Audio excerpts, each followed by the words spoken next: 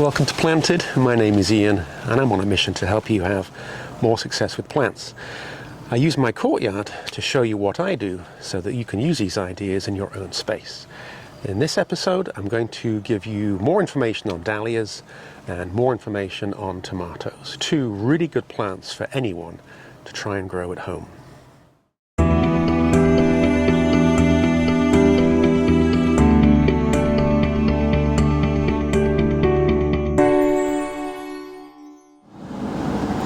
As you can see, this is our tomato plant that I planted some weeks ago. There's 3 tomatoes in here, and this is the pot they went in. I built the frame, and I've been gradually tying the knot that I showed you in a previous episode and training the plants around and around. And you can now see that we've got tomatoes that are setting. This is the yellow pear tomato. And the secret is to keep on pinching out the side shoots. So this is obviously a leaf, and the side shoot would be in here, and that's what you want to remove. Now, I'm very happy with this, but I do want to point out that tomatoes are incredibly heavy feeders. So this is some special tomato food. Tomatoes have got so much need for food with the thick stems, the copious amounts of leaves, and don't forget that the fruit is also a very complex fruit requiring a lot of nutrient. So you should be using a liquid fertilizer on your tomato plants once a week. Never ever let them lose that momentum so that this fruit can ripen. Now, just to give you some clarity, this is the pot that I saved that the plants came from. And these will dry out, and I rewater them because remember they've got a very small amount of growing medium. So these plants are the same the same age as the plants in our pot. And it's the fact that they've had water and nutrient that gets them so large. So I just thought I'd demonstrate how they compare when you give a plant what it wants and how it will reward you. Tomatoes benefit from a supply of calcium to combat blossom end rot. You can add eggshells. I've got a source of seashells that I crush up and place in the plant. This is one of my tomatoes that I put in the back of my fence with the intention of it growing through the fence. It has not been pruned, it's not had its side shoots removed, but you can see it is just a jungle of growth. And I don't see any tomatoes that have set. There's nothing on there yet. I can see some flowers, but there's lots of side growth, and it becomes a bit of a jumbled mess. Now, if this is what you've done and it works for you, keep doing it. I don't have the space for this, and I do want my harvest to be a little bit earlier. And here is a really good example of the side shoot. This is the main stem right here, and that's a side shoot that should be taken out. And there's another one behind it right here, look.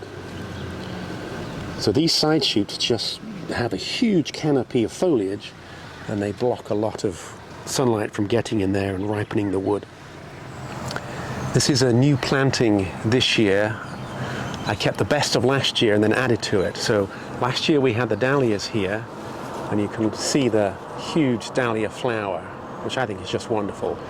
This is the plant that was featured in an earlier video, and I showed you how I dug up the tuber, having had it safely protected from frost all winter, and then put it into a new pot. And that gives you a 6-week jump on the growing season. So that would be mid-March, and then it goes into the greenhouse once it puts out shoots, which is late March, and then through April it's growing nicely, and then I plant it out early May. That's why we have these very beautiful flowers now, early in the summer. Now, dahlias are, some would say they're old-fashioned, but they're a great plant to try because they reward you with these huge flowers. Make sure that you get them tied up. Don't leave them to flop around in a storm because the stems will break. They need to be tied up, which is why I put them near the fence. So I did this last year and they were a big success. But this year, you can see that I've added the white lilies to go with them. And that, to me, is quite a show. I think that is just exquisite. The lilies are very rigid, very sturdy. Each flower spike has got 10 or 12 individual flowers on it, and this is what you end up with. So I can't be more happy with this planting of dahlias and lilies of that off-white cream color. I think they look exquisite. So big fan of dahlias. And if you look, you see we've got lots more buds to come. 1, 2, 3, 4, 5. There's another one over here. There's more down there, and there's more behind the lily. So you don't need to have lots and lots of plants in your garden. You just need the right plants. And I would put lilies on that list, and I would also put dahlias on that list. So I want to show you some dahlias that didn't get that treatment. These are the ones that I got very late. And as you see here, they are but less than a foot high. And that's because I got them late, and I started them late, and I'm now trying to catch up.